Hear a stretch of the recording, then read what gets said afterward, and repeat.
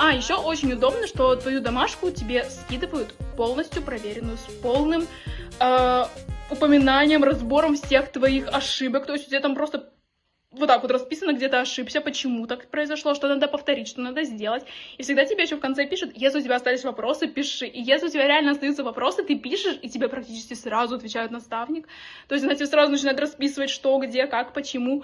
В общем, это очень классно, я считаю, ну, потому что тебе не надо самому сидеть в час ночи, гуглить, почему так, почему так. Ты просто пишешь наставнику, своему мини-гуглу по химии, и тебе дают ответ нормальный. И если ты пишешь: я все равно не понимаю, тебе еще будут накидывать и еще.